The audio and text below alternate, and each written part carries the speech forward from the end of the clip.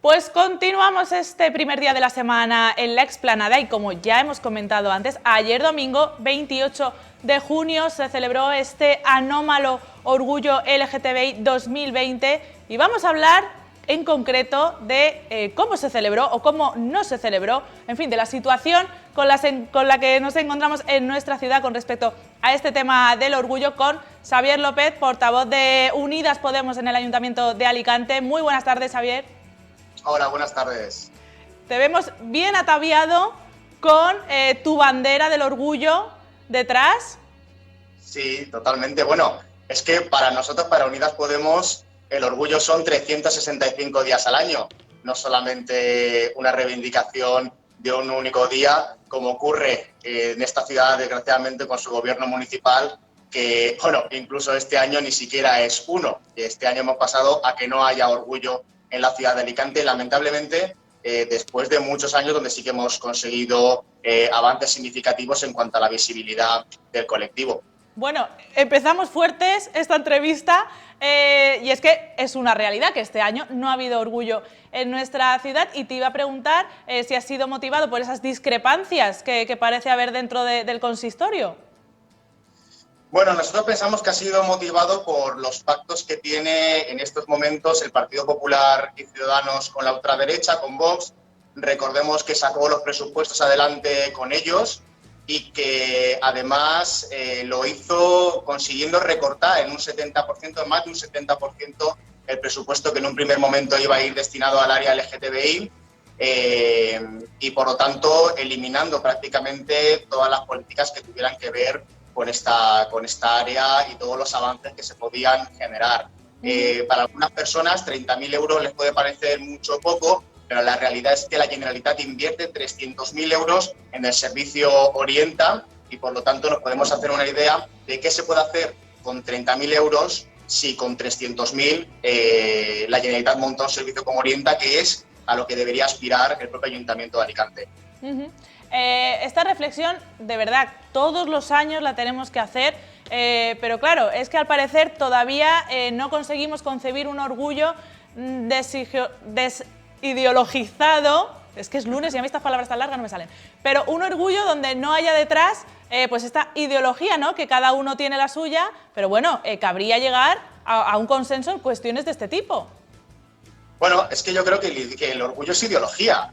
Nosotros, cuando hablamos del orgullo LGTBI, no hablamos de una cuestión neutral ni de algo que sea etéreo. Al revés, creemos que el orgullo tiene que ser reivindicación en cuanto a justicia social también. Tenemos que hablar de precariedad, tenemos que hablar de que el 80% de las mujeres trans se encuentran en paro, tenemos que hablar de personas que abandonan sus ciudades para irse a otras donde puedan vivir una vida más anónima y por lo tanto más feliz porque se encuentran perseguidos socialmente en sus ámbitos más íntimos. Tenemos que hablar de la discriminación profesional y laboral que sufren muchas personas del colectivo, tanto gays como lesbianas, como trans, que no pueden decir abiertamente que eso es expresar su orientación sexual o identidad de género abiertamente en sus puestos laborales. Lo hemos visto hace unas escasas semanas, hace una semana,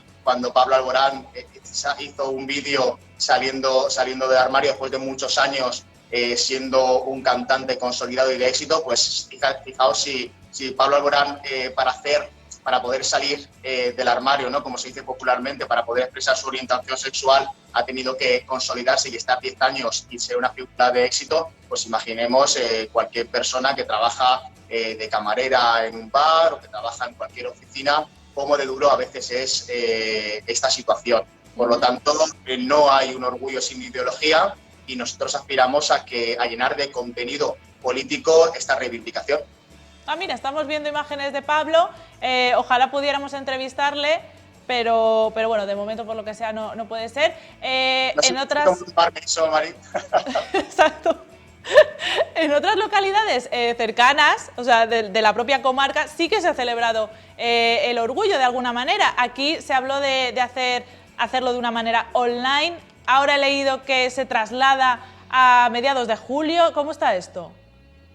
A ver, la excusa que ha puesto la vicealcaldesa y responsable del área LGTBI es que el orgullo de Alicante tradicionalmente se hace el tercer sábado del mes de julio. Esto es así porque Diversidad, la entidad organizadora, lo convoca para entonces, pero por una simple razón, porque aquí el 28 de junio, que es el Día Internacional del Orgullo, acabamos de salir de una fiesta, de las fiestas más importantes de esta ciudad, del Expoguerri de Sant Joan, y por lo tanto hay cierto solapamiento en cuanto a cuestiones que tienen que ver con la compatibilidad en las calles y también con cierto cansancio de la gente que ha vivido con intensidad los fogueres. Por eso es el último orgullo de los oficiales y por eso se traslada al mes de julio. Una vez que los fogueres se cancelan, no tiene ningún sentido trasladar a julio esta reivindicación, teniendo en cuenta además que digamos que las manifestaciones también se han cancelado, por lo tanto ahí debía haber sido previsora Mari Carmen Sánchez, debía haber entendido que como en el resto de los municipios, que también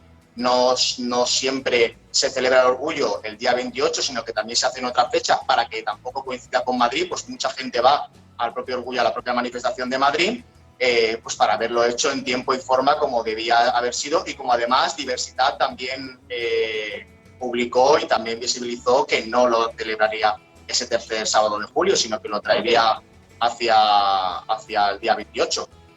Bueno, pues veremos si finalmente esto sucede. En cualquier caso, cada año desde el movimiento, desde el activismo, se reivindican ciertas cuestiones. Este año 2020, ¿en torno a qué girará ese manifiesto o esas concentraciones?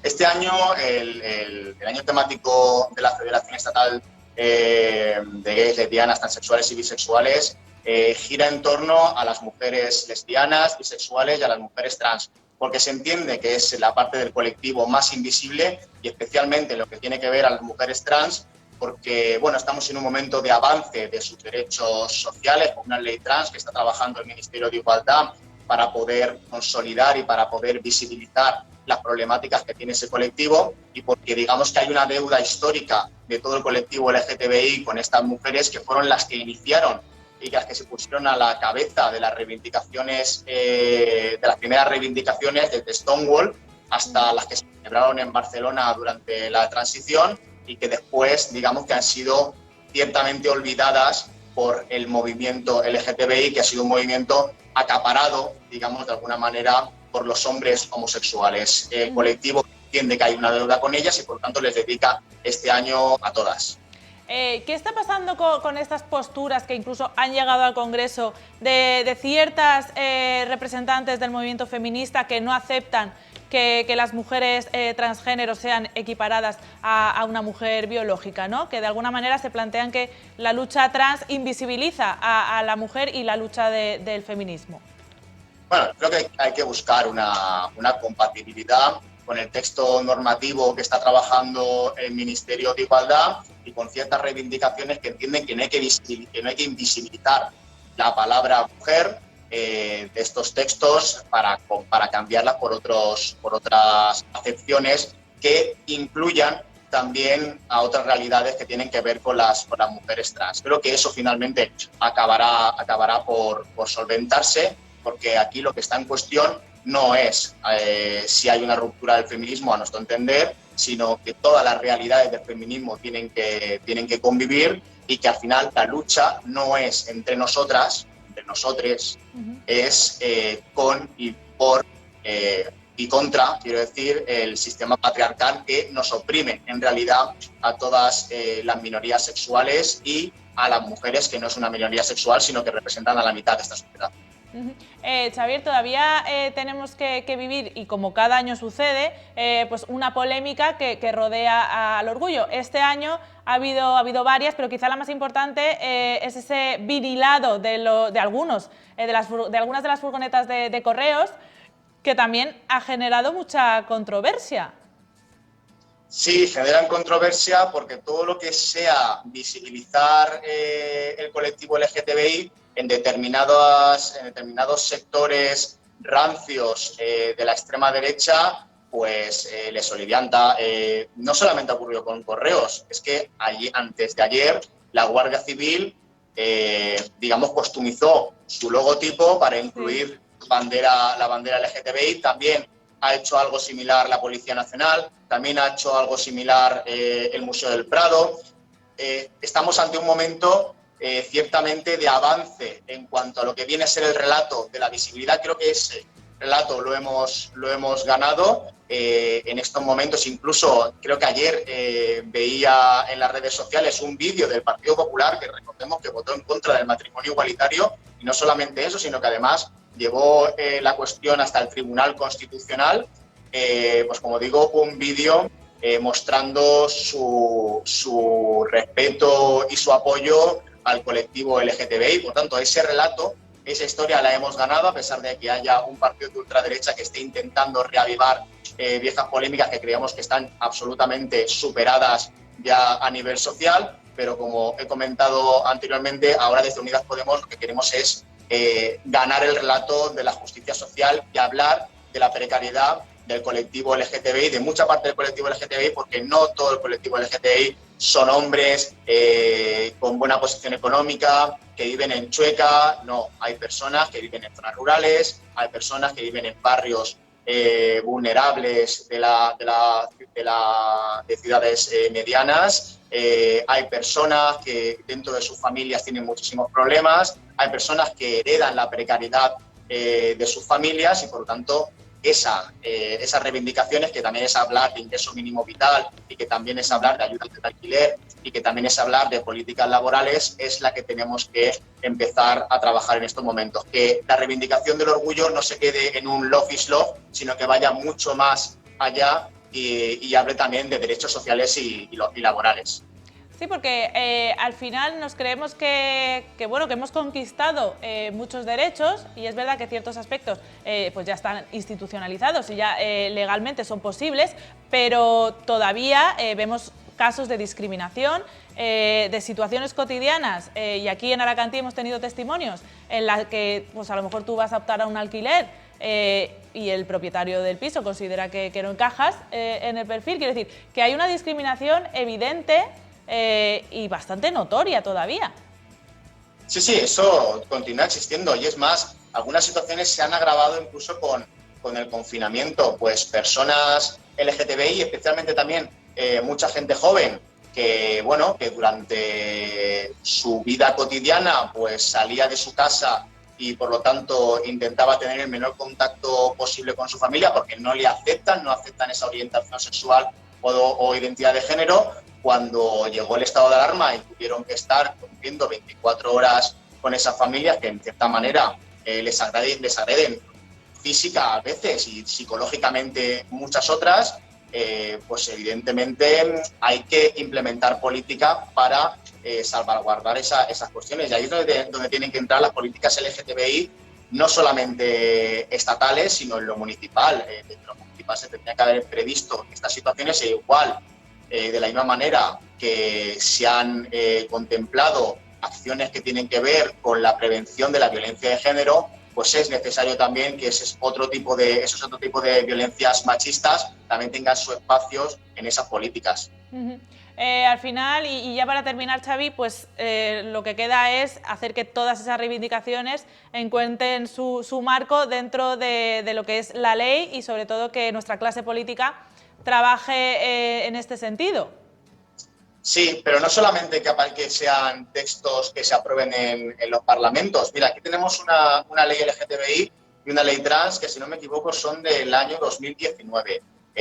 Nosotros, Unidas Podemos, junto con el Partido Socialista y Compromís, presentamos una declaración institucional que fue la que se debatió el jueves pasado, en la que lo único que decíamos al final era que había que cumplir la ley LGTBI aprobada en el Parlamento Valenciano y que está en vigor. Y trasladábamos una serie de cuestiones que tienen que cumplir los municipios de más de 50.000 habitantes, como es el caso de Alicante, y que además era una legislación apoyada con el voto favorable de Ciudadanos valencianas y con la abstención del Partido Popular. Por lo tanto, entendíamos que era una declaración que debía haber sido asumida en su totalidad, porque los textos legales no sirven de mucho si después las administraciones públicas en particular no los cumplen y no desarrollan las políticas necesarias para desarrollarlos. Bueno, pues al final Partido Popular y Ciudadanos, con ayuda de Vox, tumbaron ese texto. Por lo tanto, está muy bien tener leyes, pero en los municipios tienen que cumplirlas. Y ahí el papel que está jugando la derecha en particular es de bloqueo, es de escaparate, de pinkwashing que se llama. Por una parte, ahora sí aprueban las leyes LGTBI en los parlamentos, pero por otra parte, pues apoyan también el PIN parental, que va en confrontación con las propias leyes LGTBI cuando se permite excluir a los niños y a las niñas de la educación afectivo-sexual, o simplemente intentan bloquear el desarrollo legislativo, pues eso, votando en contra de las propuestas. No, sí, al final tú lo has dicho muy bien, que es una cuestión de ideología también, cuando no debería ser así, pues más bien es una cosa humanitaria casi. Entonces, bueno, pues hay que intentar, como bien dices, que muchas acciones que se toman más que nada con un fin electoralista de algunos partidos, pues no empañen todo lo que se ha conseguido y lo que queda por conseguir, ¿no?